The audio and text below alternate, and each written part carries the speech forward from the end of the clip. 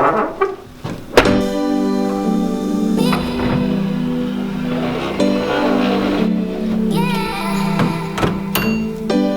name is Mikie Sorrell. I drive a 1987 Mitsubishi Starion.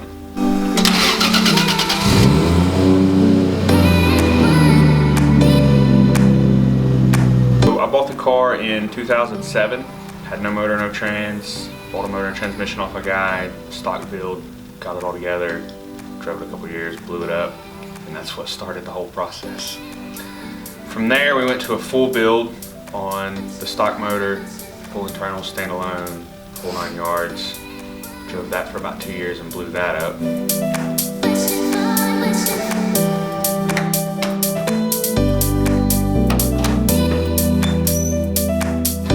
Then I was looking for something different to put into the car, something to make power and hold power.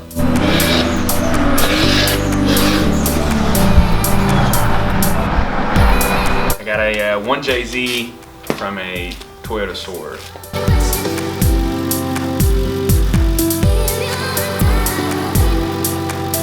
So my buddy in Georgia had this 1JZ and a Starion, and then he got a deal on a 2JZ, so he pulled it out and was selling it to another guy, whatever dude could come with money. So I went down there and bought it from him. It came with some mounts that were crooked. So we got the motor back, we got it in, you know, setting it in was easy, already had mounts, and then I had to build the trans mount, redo the exhaust, do all the wiring, air cooler piping, all that. But like I said, start to finish, 15 days roughly, working on the weekends. We'd work Friday, Saturday, take Sunday off to drink.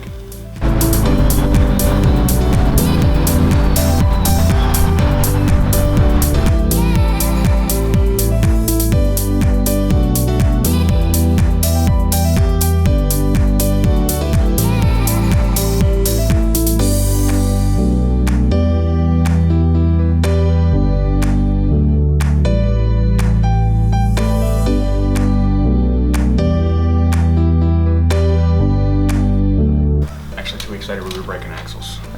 I'm breaking axles second night out.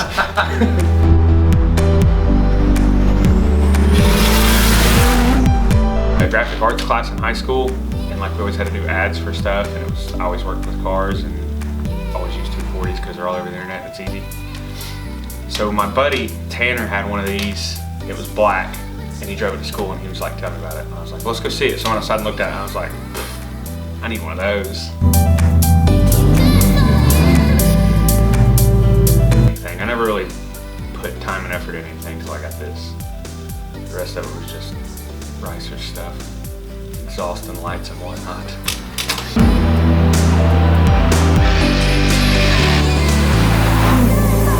It is a stock motor. I've never been inside. I replaced the valve seals, but that's it.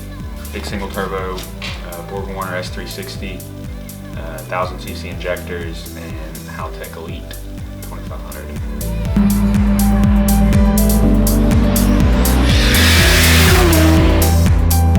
It's fun to drive.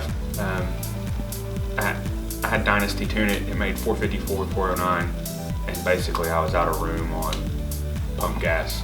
So we'll go E85 and Cams at some point and take it back. Should be able to make close to 6.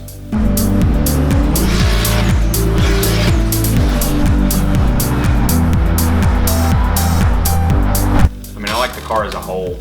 There's not one thing in particular that stands out more than the other for me. A lot of the stuff I've done on there I've had to do myself, make myself, build myself. Nobody makes anything for these, so just as a whole, I enjoy the car. My favorite memory with the car was before we built the stock motor the first time. Me and my buddy went to Taco Bell, and we was on the way home, and we was like just cruising down a 4-lane like 2 in the morning, and we decided it'd be a good idea to do some donuts. So we just stopped, started wrapping donuts, blew the motor up, and drove it home. And then when we got there, like, it was bad. So I barely got home, wouldn't pull wheels or nothing. So we get there and like we're standing outside, there's oil everywhere because I blew the cap off and shit. And my buddy's like, "What are you gonna do?" And I was like, "Eat these tacos." And I didn't worry about it for like 3 days. I just left it out there blown up. Like, it was toast.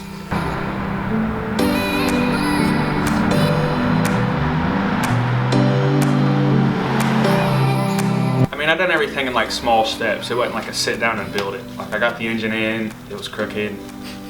Drove it like that for a couple years, went through, straightened it up, you know, cleaned up things here and there, pulled the engine back out, painted the bay. Everything happened little by little. Put it all together, I mean, it's a lot of work, but when you break it out over 9 years, it's not that bad.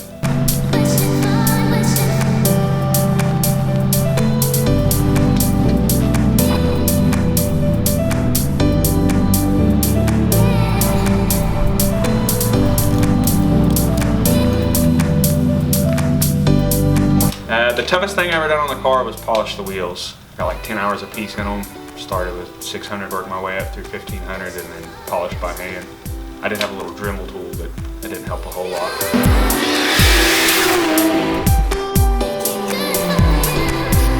The fastest I've ever gone was 150 something. I don't really know, because at that speed you're not looking at the speedometer. You're kind of watching the road. So it was different. I didn't really realize I was going that fast until I realized what gear I was in, and I was still in the gas. We was trucking through 5th when I let out. For me, my dream car would be like a 96 Supra.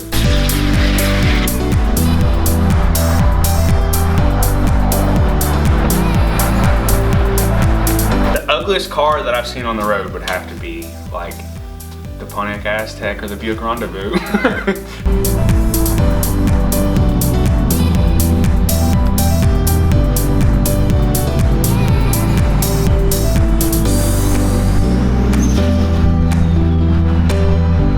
If I could pick one superpower, it would probably have to be X-ray vision. That way when you're like in Indianapolis street racing with your buddies, you can just like look in there and tell him like, I can see that your bearings are toast and your Datsun, it's not making it home.